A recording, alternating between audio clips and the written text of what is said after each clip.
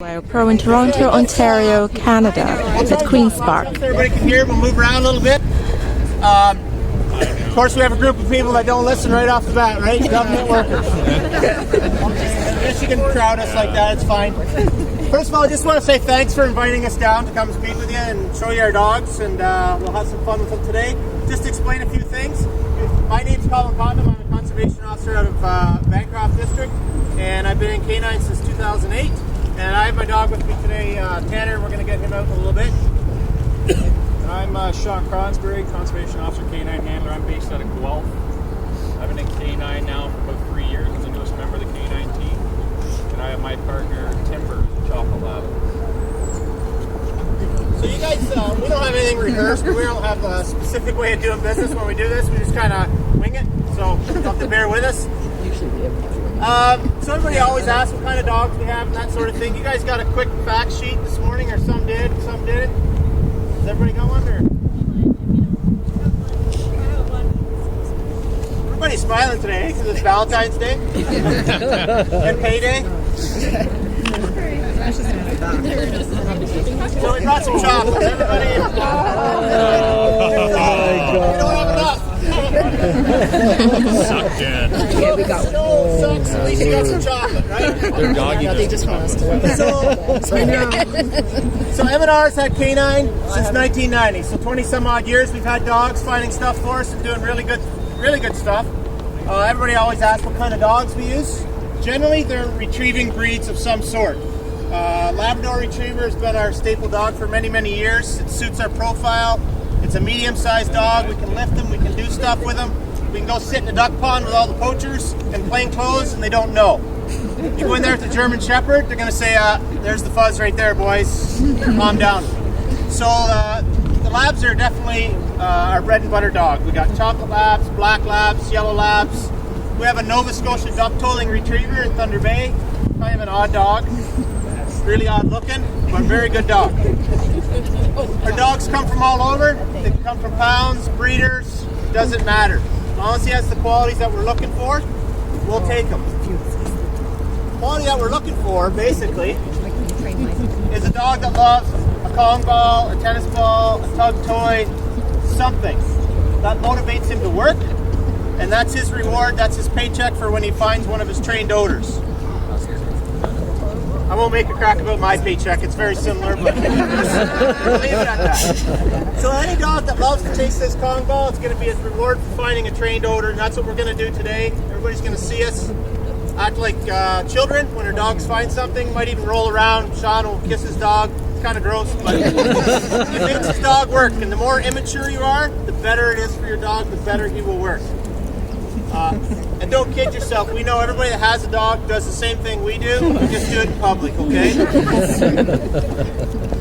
So when we find a dog, it's got to be courageous. It's got to be confident. It's got to love a ball. We look for a dog between 1 to 3 years old. Ideally 18 to 24 months. We don't want puppies. We don't breed our own dogs. We'll look for them when it's time to put a course on, and away we go. The course is in Sudbury. It's 4 consecutive months that you go away with your dog and you train as a team. We don't buy trained dogs. We don't go down to the States and buy something that somebody else has trained and bring it back and try to work. It just doesn't work. It fails. So we train our own dogs. In 4 months, you're gone. And when you come back, your dog is in kindergarten. And then it's continual training after that. Every 8 weeks, we go back to Sudbury for a week to recertify the dogs and refresh them, keep them sharp, keep their credibility for court, and all kinds of other things. So our dogs do a number of things. We'll let Sean take over for some of it. Okay. Our dogs are trained on 3 main things we train our dogs with. So Colin already mentioned we do detection work with our dogs. Basically, our dogs are general police service dogs. As Colin said, if you look at the OPP or the Toronto Police Service, you see a canine unit. Our dogs are trained identical to the Toronto Police Service, the OPP. They're trained the same way. They're trained detection-based. Only difference is, obviously, we're game wardens, conservation officers, so our dogs are trained on various fish and wildlife species. Gunpowder, human scent articles, firearms. We do tracking. So tracking could be based on lost people or a known violator, that one of our officers has been checking somebody and that person may have taken off from them. Our dogs are trained to track. Lastly, too, is our dogs are aggressive trained. As you're going to see Tanner and Timber out here today. They're typical labs, happy, like to run around like to play, but they're also trained in aggression, handling protection, and maybe to protect a member of the public. We also do basic obedience with our dogs. So as you see on TV, you may see a lot of shows on TV with the obedience. We don't go into competitions with our dogs. Our dogs are basic obedience trained. So when we first get our dogs up in Sudbury, they may not even know how to sit yet. They could have been in the pound for a long time, so they don't even know how to sit and stay. So we start off maybe doing 5 minutes in the morning with our dogs of obedience. Eventually we work into obedience training to an hour. The dogs like it, not necessarily. You'll see them out here today. Timber, he'll be yawning. It's stressful for him. He doesn't like it because he has to listen. But at the beginning with it, it's good because it helps build that handler-bond relationship with your dog. You'll notice today when Timber sits or does something, I'll give him a little pat on the ear. It's that affection he's getting. So it helps build that bond with the dog. So we do basic obedience. And you got to think of it too. I'm from Southern Ontario, out at Guelph. So we do a lot of work alongside roads, alongside highways. So the reason behind the obedience as well is that if I want my dog to sit and stay on the side of the road, I know he's going to sit and stay there and possibly not run out of traffic or run away on me. I could be working here in Toronto, doing the rivers when it's really busy with another officer. I can tell my dog to sit and stay and help that officer check fishing licenses. And I know my dog's going to stay there. I can go help him check, come back and get my dog. We may park a vehicle somewhere and walk 2-3 kilometers down that riverbank to check anglers all the way down and come all the way back with the dog. So that's our basic obedience. Also, we do agility training with our dogs. When we go up to Sudbury, we have an agility training course up there. It has a series of culverts, jumps, A-frames, stairs that our dogs can climb up, go through. The reason behind that is obviously when we're working our dogs around, Colin's out of Bancroft, I go up north, we work over various terrains with our dogs. So I may have to get my dog to go up and check something on top of a rock. Or now in wintertime, our dogs on snow machines. So we need our dogs to know to jump on top of snow machines, ATVs, in the back of boats, in the back of pickup trucks. So we do agility training for our dogs. So if we tell our dog to jump on something, our dog's going to do it because they know the training and they know us as being our handlers aren't going to put the dogs in harm's way. So if I tell my dog to try to jump in the back of a high pickup truck, he's going to try to do it. Because he's saying, my handler, my buddy, is going to put me in harm's way, so he's going to attempt to do that. Colin was working there on the weekend. We take our dogs up in helicopters. We take them in airplanes. We've got to think of remote cabins. We'll take our dogs in airplanes. We'll fly in remote cabins. Colin was doing winter ice fishing blitz there, and he had Tanner up in a helicopter. So we train our dogs for that. We're up in our 16 weeks. We go over to Sudbury Aviation. We'll take our dogs in helicopters and get them used to that kind of stuff. So one day, you got to think of it, one day we're driving around in our Suburbans. The next day we may be on snow machines. The next day after that, we could be on an ATV. The next day after that, depending on where we are in South, I could be on Lake Erie in a boat. You don't know. And all our dogs are trained for that kind of stuff.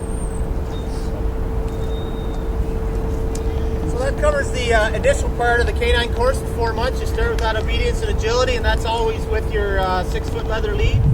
So the dog will clue in eventually to what he's going to be doing by whatever harness or leash or collar you're going to put on him. So we're going to do obedience here in a little bit, right out front. And you'll see how these dogs are so good and they behave themselves when there's nobody around. When there's people around, look out, it's like children, right? And then we're going to put some stuff out and we're going to do some detection. This is Tanner's detection collar. It is 95% of what we do with our dogs is detection. We're looking for something. Tracking, that's more of a police thing where people are jumping out of smashed up cars, breaking enters, that sort of thing. We do very little tracking. We don't do that type of police work. We're doing detection, looking for evidence, whether it's shell casings, gunpowder, fish, pieces of hair, blood, DNA, stuff like that. Real hard stuff to find. So 95% is detection. And how we train our dogs to find that stuff or get them onto an odor is with the Kong ball. So you may mix up the Kong ball with some gunpowder and the dog starts to smell gunpowder on his favorite toy. Next thing he's clued into gunpowder. You do it with all that stuff. Tanner's trained on lake trout, brook trout, walleye, whitefish, bass, moose, deer, bear, elk, wild turkey, gunpowder, and if there's species at risk people here, it's wood turtles. So I don't have to give him the order before we start. I don't say, okay, today we're going looking for lake trout. Smell the lake trout and away we go. We don't do it that way.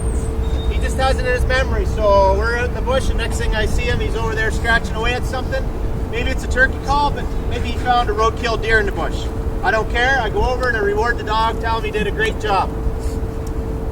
We use negatives as well. We brought some negatives today. We brought some dog food. Put some donuts in here. We'll see if we keep Sean out of those until the end.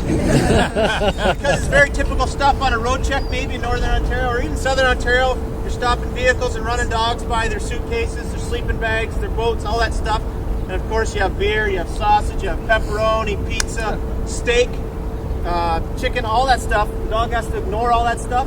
And all of a sudden he smells lake trout and he goes to the lake trout. That's what you want him to do. It's very difficult to do that. But that's what we do with them. And we will do a little bit of detection today. Tanner's an aggressive indicator, sort of, because he's kind of a laid-back dog, which is good and bad. But he's an aggressive indicator, which means he'll scratch at something. He'll lick at it, bite at it, jump on it, depending what it is. If it's gunpowder, like a shell casing, he'll just scratch it and look at me. Sometimes he'll bark if I don't give him his ball, but that's what he's looking for when he scratches and looks at me. He wants his ball. So then I'm going to give it to him, and we're going to play. And I don't even get embarrassed about it anymore. It doesn't bother me. Just roll around the ground. It'll be dirty for the rest of the day. But my dog found something, right? Mm-hmm. So that's detection. That is the most important thing we do. We also do tracking. And Sean can explain how we do our tracking. It's a little different than what you see on TV. But of course, it's way better. It's MNR. MNR does everything better. So when it comes to tracking, a lot of people ask, how do we track people? The main thing people see on TV is usually you see is the bloodhounds. They do article scenting. It's like, so I always refer to The Simpsons. Chief Wiggum in that one episode opens up the back of the truck, gives them a piece of clothing, and the dog attacks him.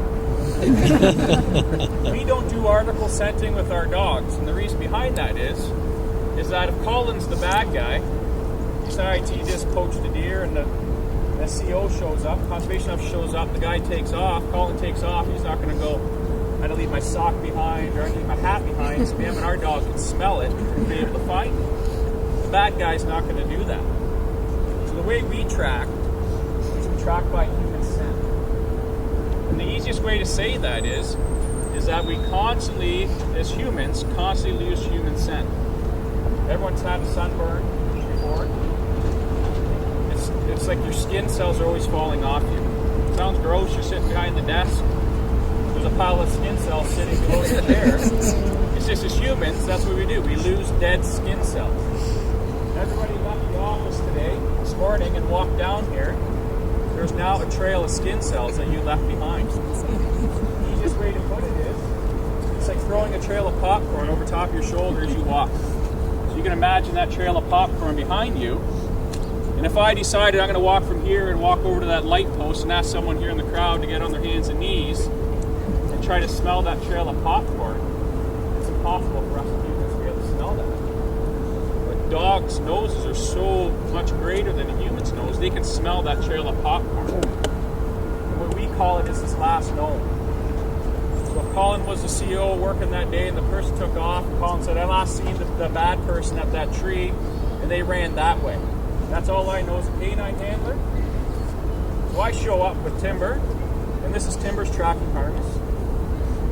Timber knows this is his tracking harness. I put this in Timber, put the Timber in here, and Timber automatically knows, just because of the harness, is that I have to find somebody. He doesn't know if the female, male, they don't know that. And I put the harness on them, get their lead out, and we just use the generic term find them. And automatically Timber will put his nose to the ground and look for that trail of popcorn. So he may hit that trail of popcorn and go left towards the tree, and the dog will automatically know that that trail of popcorn is getting weaker. And we track from strongest to weakest. From weakest to strongest. So Timber will know right away, it's getting weaker, I got to turn around and go the other way. And the dogs will follow that odor of popcorn.